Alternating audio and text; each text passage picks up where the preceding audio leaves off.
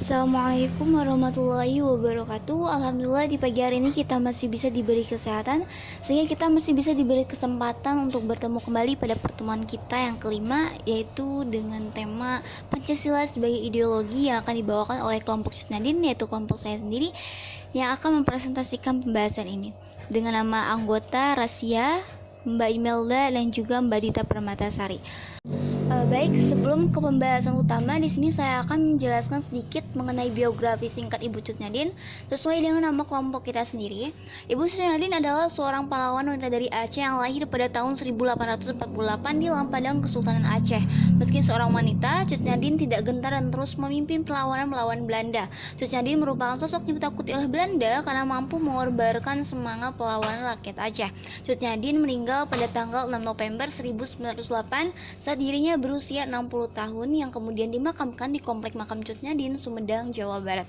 Dan nama lain dari Ibu Cut-Nyadin ini sendiri adalah Ibu Perbu atau Ibu Ratu, yang kemudian dikenal atas pahlawan nasional dan gerakan politik perang Aceh dengan Belanda. Nah, jadi teman-teman, Ibu Cut-Nyadin ini lahir di Lampadang, Kesultanan Aceh, tepatnya di Pulau Sumatera. Namun saat beliau wafat, beliau dimakamkan di Pulau Jawa, tepatnya di Komplek Makam Cut-Nyadin, Sumedang, Jawa Barat. Nah, jadi itu saja biografi mengenai Ibu Cut-Nyadin. Selanjutnya saya akan membahas mengenai Pancasila sebagai ideologi. Nah, apa sih yang dimaksud dengan ideologi? Jadi sebelum membahas ke Pancasila sebagai ideologi, saya ingin menjabarkan dahulu arti dari ideologi itu sendiri. Apa sih yang dimaksud dengan ideologi?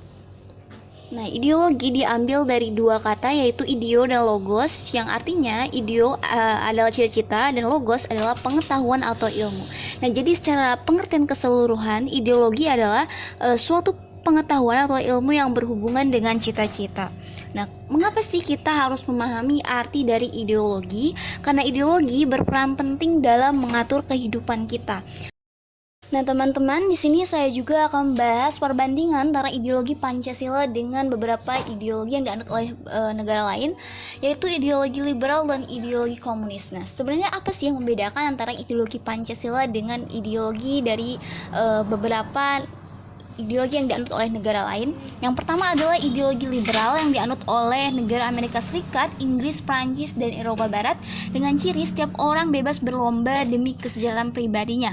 Pemerintah tidak mencampuri urusan pribadi dan pemerintah wajib melindungi warganya. Nah, sedangkan ideologi komunis adalah ideologi yang dianut oleh negara Republik Rakyat Cina dan Eropa Timur, dengan ciri masyarakat tanpa kelas dan tanpa kasta, pemerintah bersifat diktator, dan seluruh tata kehidupan diatur oleh penguasa. Nah, sedangkan ideologi Pancasila, ideologi yang dianut oleh negara kita sendiri, memiliki ciri bahwa pemerintah mengatur kebijakan umum tanpa mengatur kebijakan pribadi. Nah, maksud mengatur kebijakan umum adalah bahwa kebijakan tersebut dipakai secara universal oleh seluruh masyarakat Indonesia, seperti infrastruktur, pendidikan, kemudian pengaturan tata negara, yang memang hal-hal tersebut dipakai atau ditujukan untuk seluruh masyarakat Indonesia. Nah, masyarakat digariskan pokok-pokok hak atau kewajibannya. Pokok-pokok hak di sini maksudnya adalah hal-hal yang harus kita dapatkan dari negara. Nah, sedangkan kewajiban adalah hal yang harus kita berikan kepada negara. Bedanya itu ya, teman-teman, bahwa kalau pokok-pokok hak adalah hal-hal yang harus kita dapatkan, sedangkan kewajiban adalah yang harus kita berikan kepada negara. Nah, apa sih pokok-pokok hak yang harus kita dapatkan dari negara? Yaitu seperti hak atas pekerjaan dan penghidupan yang layak, kemudian hak untuk membentuk keluarga, hak atas pengakuan, jaminan dan perlindungan, kemudian hak atas keberlangsungan hidup, dan lainnya.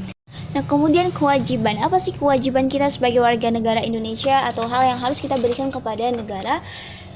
Yaitu kewajiban kita adalah ikut dalam upaya pembelaan negara, kemudian kewajiban kita untuk menghormati hak asasi manusia, kemudian kewajiban kita untuk membayar pajak atau semacamnya, kemudian kewajiban kita untuk tunduk pada hukum negara, dan juga hal lain sebagainya.